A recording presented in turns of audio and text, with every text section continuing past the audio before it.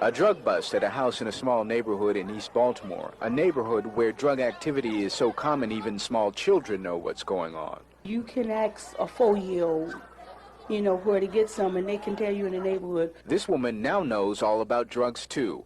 She asked that we not identify her. She learned the hard way after her teenage daughter smoked a chemical-laced joint of marijuana. First she went into depression, then she was afraid everybody was going to kill her, and then she would see things and she would walk all night. What the teenager took is what on the streets in Baltimore is called lovely African weed or flakes.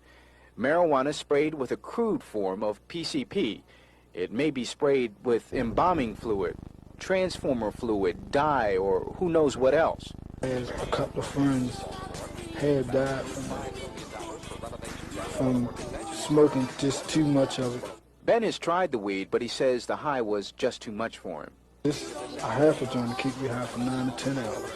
That's supposed to be the selling point of the drug, a long and strong high. But the word on the street is what's coming into the inner city neighborhoods is dangerous because it is so crudely mixed. There is no hope for our children. There is no hope for some of the mothers of those children. Because of what happened to her daughter, this woman and many of her neighbors have gotten together to try and rid their neighborhood of drugs.